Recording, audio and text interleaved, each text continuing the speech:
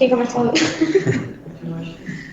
Bom, nós somos o grupo 2 e a gente vai apresentar as dificuldades que a gente encontrou na usinagem na peça que a gente decidiu fazer.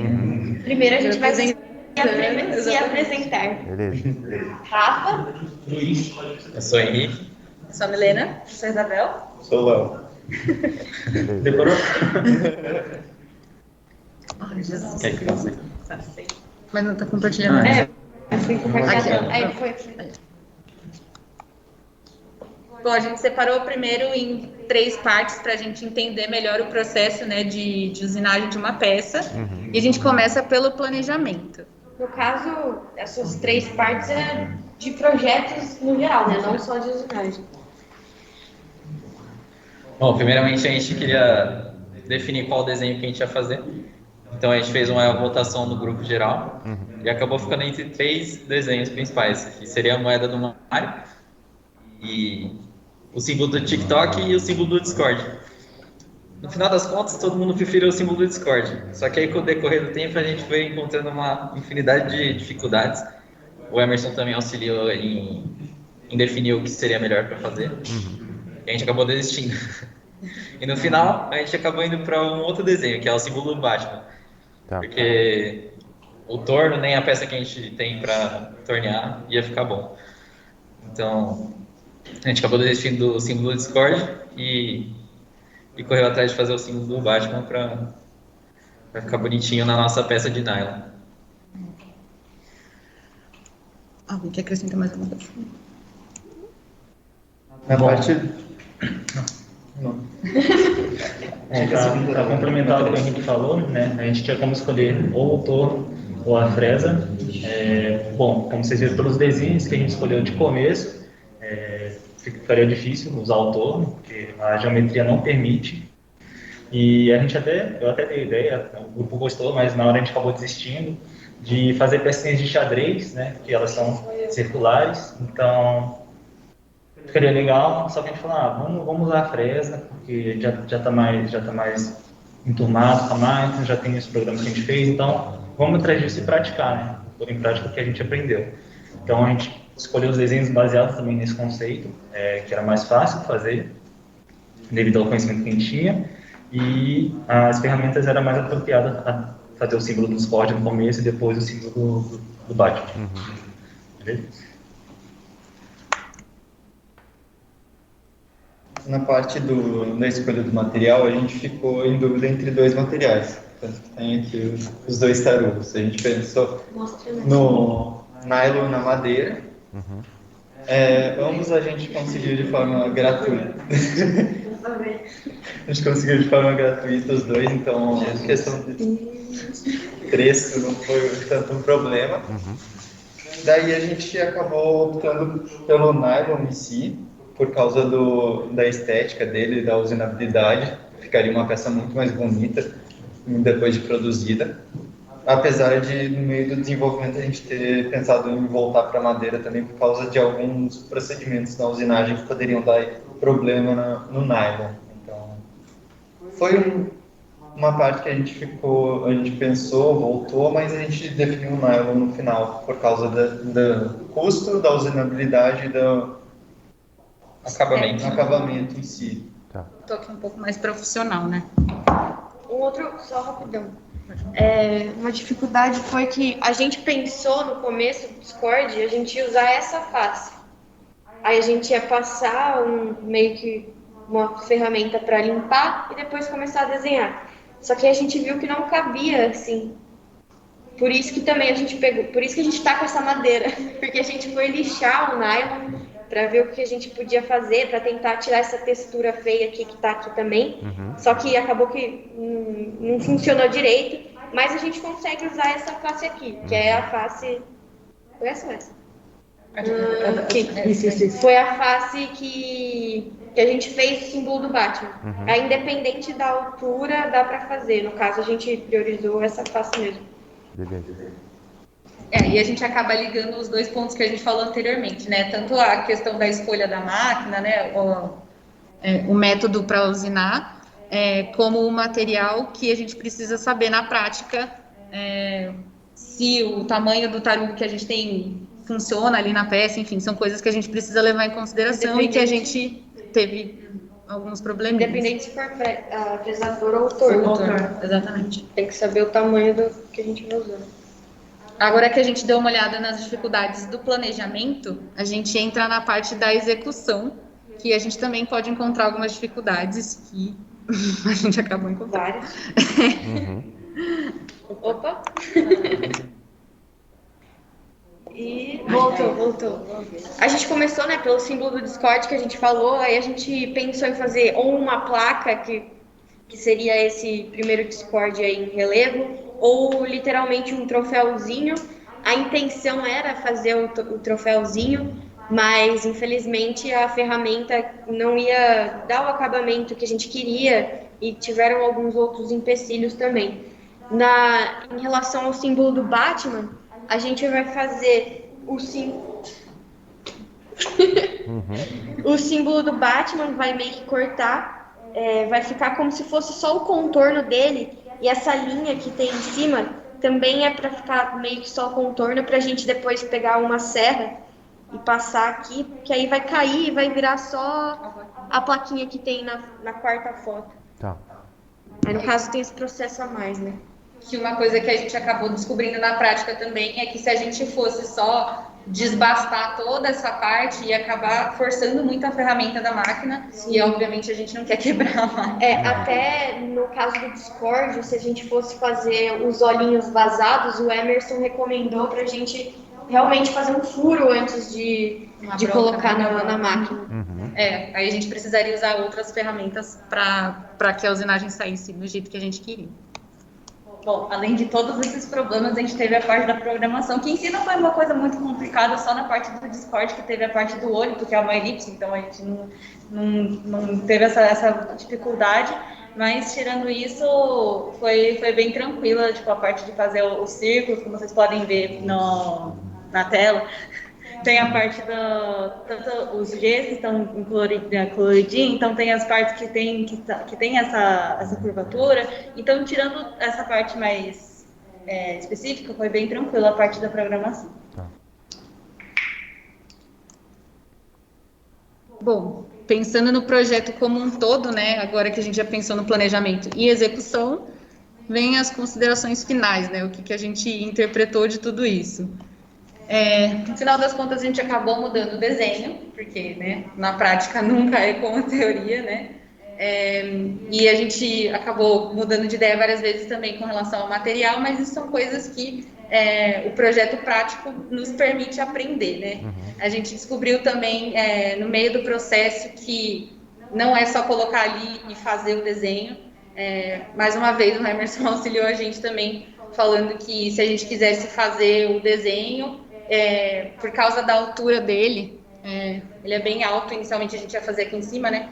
Ele é bem alto, então a gente ia ter que fazer na profundidade que a ferramenta tinha, que ela permitia, por exemplo, 15 milímetros, ia sobrar muito, então a gente ia ter que virar a peça e usinar tudo de novo, acabar tudo, então ia gastar muito material, ia forçar a ferramenta, não tem por que fazer tudo isso. Então, a gente acabou conseguindo achar outras soluções, que foi, como a Rafa mencionou, de fazer o relevo ali e finalizar com a serra. Mas, enfim, são coisas que a gente vai aprendendo na prática, né? Mas, de um jeito, no modo geral, foi isso. Os testes que a gente fez no Sinotrem foram favoráveis, deu certo a modelagem, só falta realmente a gente passar para o bloco, que acabou não dando muito tempo. Mas deu tudo certo, de acordo com o que a gente viu, e a gente conseguiu aprender bastante com relação a essas dificuldades, né, que são coisas que na teoria a gente não saberia que poderiam dar problema. Legal, gente. Parabéns pela apresentação. Gostei do trabalho de vocês. Achei bastante inusitada a escolha dos desenhos. Estava esperando mais uma peça mesmo. E aí eles fizeram os desenhos. Eu acho legal essa parte, porque no fim das contas, por mais que não fosse uma peça eletrônica e tudo mais, eles encontraram vários desafios aí, né? O objetivo dessa tela especificamente é para você iniciar a PCB é muito mais voltado para a programação CNC, né? Então fazer os códigos G e tudo mais. Mas eu acho legal passar esse trabalho no final de CNCB, porque vocês já sabem programar em CNC. Lógico que ninguém tem tudo de cabeça, né? Mas vocês sabem programar. E aí o que acontece? A hora que você fala, beleza, então a gente vai fazer na vida real. Aí vocês começam a encontrar desafio que tamanho da matéria-prima. Simples assim, que ferramenta tem disponível? Depois, tá, vou fazer o processo. Lá no Simtrain, você pode entrar com a ferramenta do lado, assim, na máquina que vai fazer o furo lá, entendeu? E na vida real não, você viu, o Emerson já falou, olha, vocês vão ter que fazer um furo para depois entrar com a ferramenta, tirar devagarzinho, né? E outras questões que provavelmente ele pensou em falou para vocês, tipo, eu vou desgastar metade dessa matéria-prima aí, depois eu vou encher a máquina de cavaco, depois tem que ficar limpando a máquina, não sei o quê. Então tem todas essas questões, fora que gastar muito material, né? Então o objetivo do trabalho é realmente esse, né? Eu achei que a forma que vocês escolheram, apesar de não ser uma peça, ela tem uma geometria que dificulta também, né? Tem uns cantinhos pequenininhos ali, você tem que fazer um raiozinho e tudo mais. Acabou que a profundidade também começou a ser um obstáculo para vocês, porque a ferramenta não é tão grande, às vezes você quer fazer um negócio com furo lá e não chega. Então acho que o objetivo está cumprido, gente. Tá bom? Você falou da programação também, que a gente já sabe programar. E por mais que, por exemplo, a maioria das regras dessas máquinas estão na internet. E muito mais, assim, o Sinotrem ajuda muito. Porque, por exemplo, G2, G3 é muito fácil confundir. E aí é só você colocar lá, coloca no teste, aí você vai ver que foi pro lado errado ou pro lado certo. Exatamente. E aí você já vai testando, é praticamente erro e acerto, e é o que a gente está fazendo. Exatamente. Eu acho que é esse o ponto da simulação. Até não só para essa disciplina, mas para toda a disciplina. Né? Hoje, se você vai desenvolver, se você vai fazer um circuito elétrico, você simula primeiro. Se você vai construir uma peça, você faz uma simulação de elementos finitos primeiro, né, para ver resistência. Ninguém mais faz o teste, assim funciona, ninguém calcula na mão. Tudo é simulado. Então, um dos objetivos até, vocês me lembraram de quando eu fui contratado.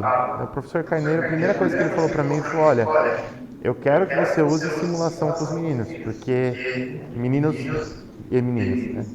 Porque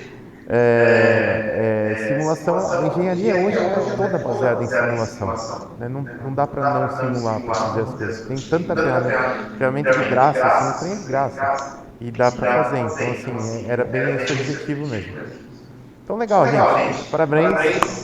Obrigado. E vamos lá. Próximo grupo, tá pronto? Bom?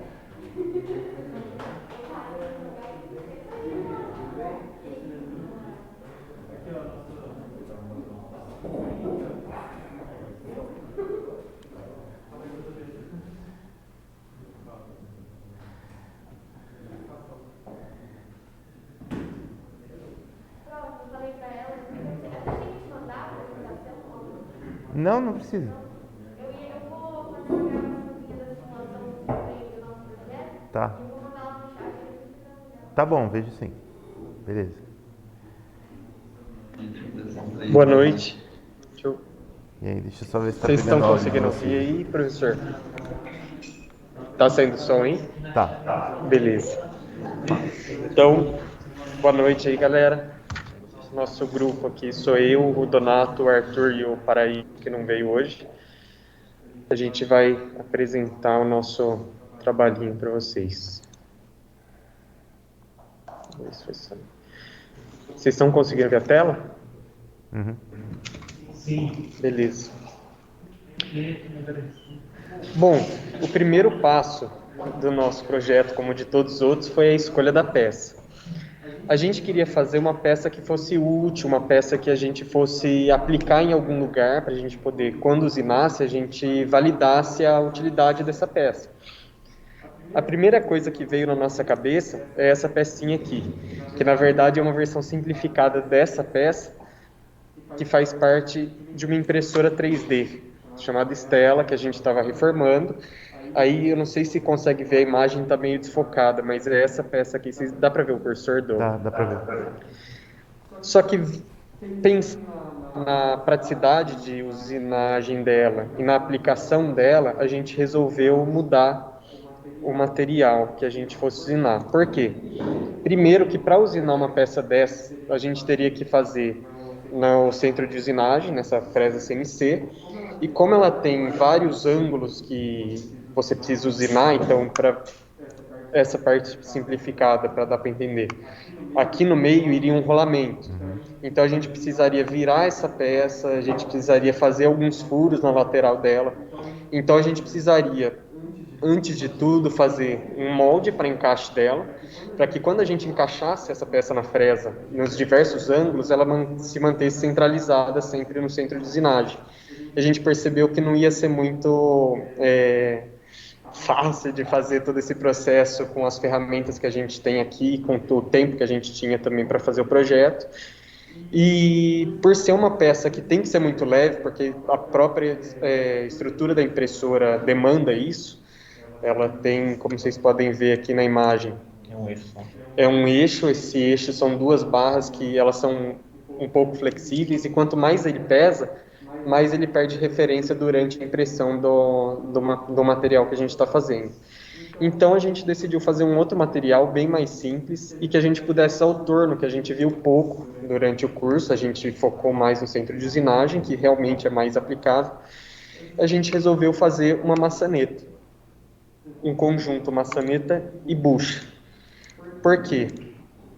A gente tem essa farmacinha lá, que a gente também mexeu, e ela tem esse furo aqui onde ficava a maçaneta que ela foi perdida. Então a gente resolveu usinar para a gente poder também aplicar, validar a aplicação dela e ter algum sentido na peça que a gente estaria usinando. E outra é uma geometria muito mais simples que a gente pode fazer num torno aqui.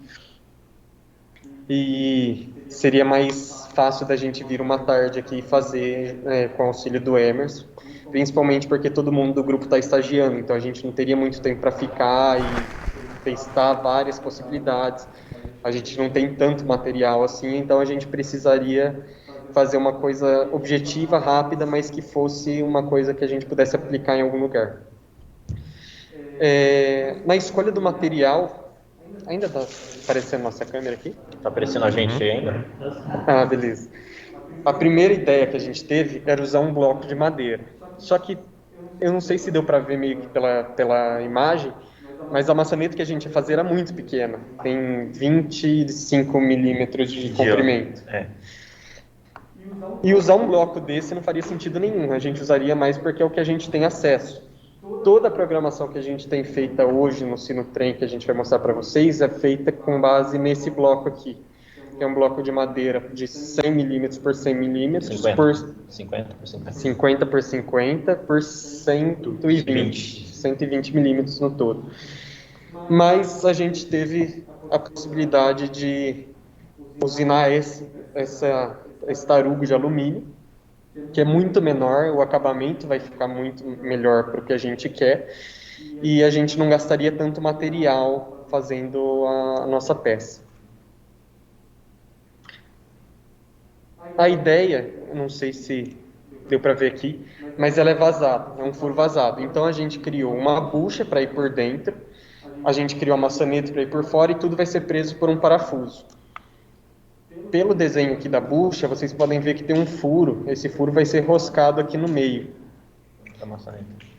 Isso, da maçaneta. Ele vem um furo aqui.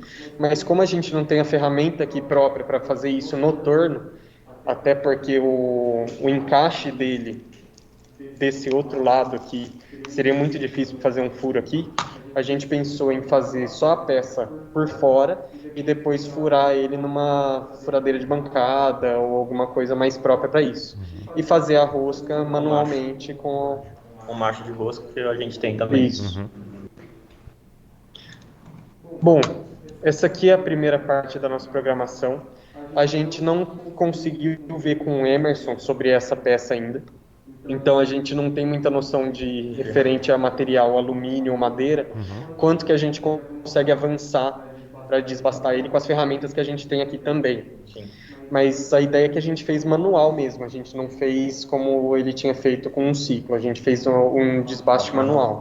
A gente teve uma dificuldade também a respeito da ferramenta, porque no começo, quando a gente estava fazendo as provas, simulações, a gente não pensava tanto, eu pelo menos não pensava tanto nas ferramentas, então a gente meio que simulava, formava uma imagem, mas a gente não conferia as cotas, se realmente estava batendo as medidas. Então a gente colocou umas ferramentas e estava dando medidas diferentes depois que a gente pegou para medir. Aí a gente definiu uma ferramenta ali, a gente não sabe se a gente tem essa ferramenta, que é uma ferramenta que a gente vai pôr ela bem reta, para a gente conseguir fazer o raio da maçaneta, enquanto depois que faz a bucha, para ela descer, manter sempre o ângulo certinho e não perder medida. Aí a simulação a gente fez com uma ferramenta, no caso ali a Counter 3, só que a gente não tem certeza se as medidas delas batem com a que a gente tem aqui. Mas eu creio que a gente consegue adaptar com outra também. Outra coisa que atrapalhou bastante é que no Sinotrem, a parte de simulação dele às vezes dá uma travada. Então, quando a gente achava que o programa estava funcionando 100%, a gente dava uma mexida na tela e aparece uns restos de material voando ali que a gente percebe que a gente não tirou. Então, a gente tinha que voltar, principalmente porque a nossa peça inicial era um bloco e não um tarugo. Então a gente teve que fazer todo o cálculo para desbastar todo esse bloco aqui para virar uma peça cilíndrica mesmo antes da gente começar a fabricar a nossa peça. Bom, resultado da simulação. Provavelmente vai dar uma bugada aí para vocês, mas... eu não sei se vocês vão conseguir ver aqui. Não tá aparecendo. Essa é a maçaneta. Bom, vocês conseguem ver o final, pelo menos, dela? Se alguém quiser ver depois aqui, A que simulação. estiver presente. Mas essa daqui seria a versão final da maçaneta e a gente cortaria o resto de material de madeira aqui com uma serra também, para a gente conseguir fazer o acabamento que a gente Essa queria. ferramenta que a gente escolheu daria para fazer o corte direto, aprofundando a ferramenta. Isso. Só que aí, como a gente não tinha certeza também, mais seguro do que a peça cair, a peça torna estar girando, a gente definiu que pode ser... no caso, a gente quer finalizar esse projeto, pelo menos com o Emerson, para a gente realmente cortar numa serra de mão convencional, em casa, sem problemas.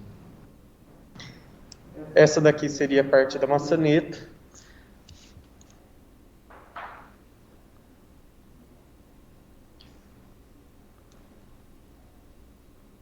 Eu não tenho o programa salvo aqui, que estava no programa dele. Mas eu vou abrir aqui. Puxa.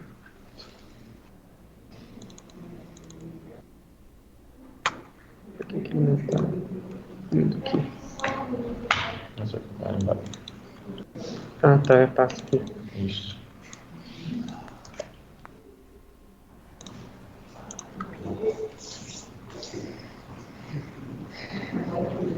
E essa já seria a parte da bucha que viria por trás da maçaneta, para prender a maçaneta. Também, da mesma forma, a gente cortaria ela para ficar rente ali. A gente escolheu essa geometria porque, como o Emerson mostrou na aula que ele veio aqui também, juntando as duas peças, a gente teria todas as funções que a gente precisaria fazer. Então, na parte da maçaneta, a gente tem um raio, que a gente conseguiria fazer.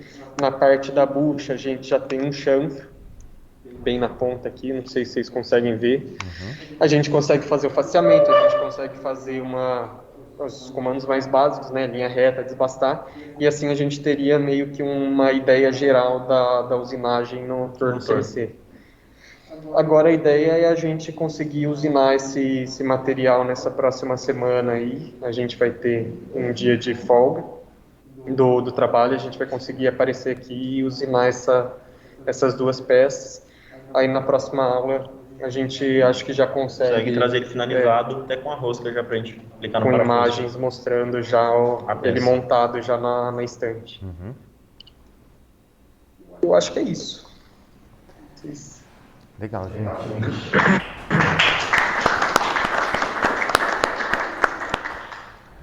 Bom, primeiro, parabéns pela apresentação aí.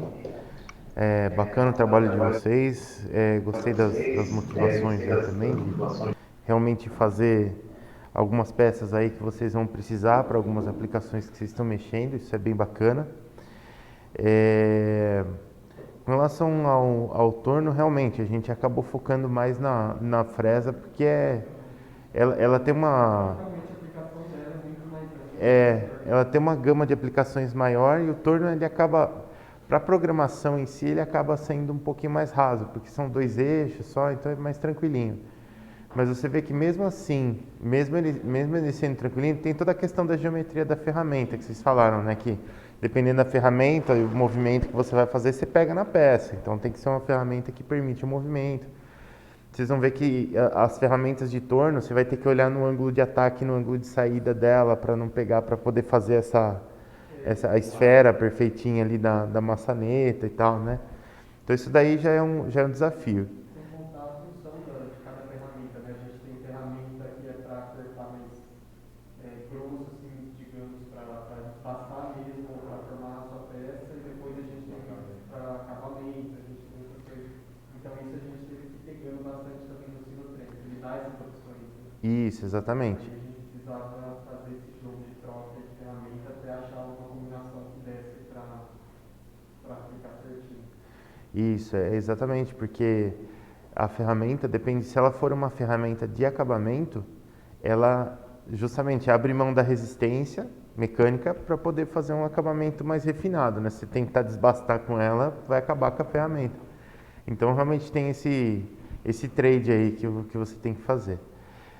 Com relação ao corte da peça, vocês podem cortar a peça ali numa serra mesmo, igual vocês falaram, ou até dá para fazer o corte no torno mesmo. Quando você vai fazer esse corte, a ideia é que tem 2 questões. A primeira é que você tem que controlar a rotação do torno direitinho, porque dependendo de como você programa a rotação, ele tenta manter a velocidade de corte constante.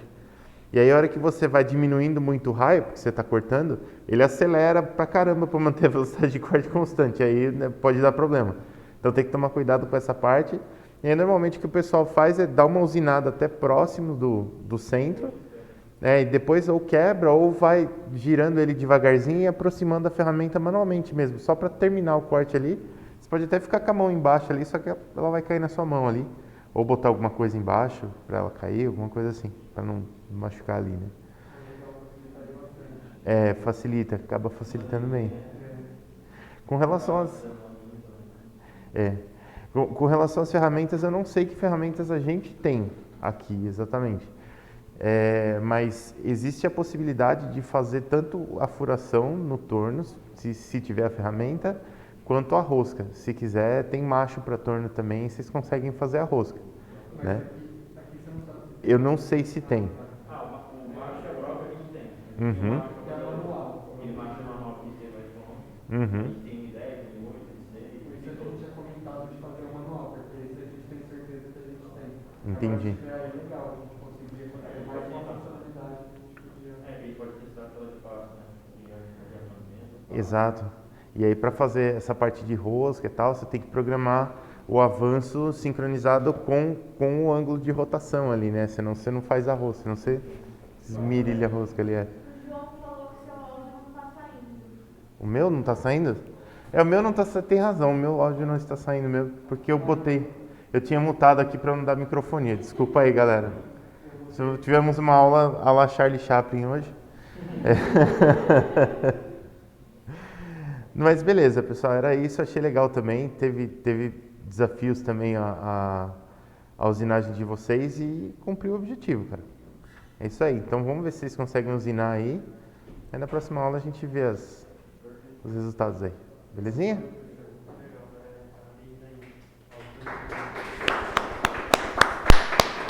Muito obrigado por ter assistido esse vídeo até aqui. Se você chegou até aqui e gostou do conteúdo, considere se inscrever no canal, deixe seu like, deixe suas dúvidas aí nos comentários e compartilhe esse vídeo com o máximo de amigos possíveis, porque isso me ajuda muito a fortalecer esse canal, tá bom? Muito obrigado, galera, e até o próximo vídeo.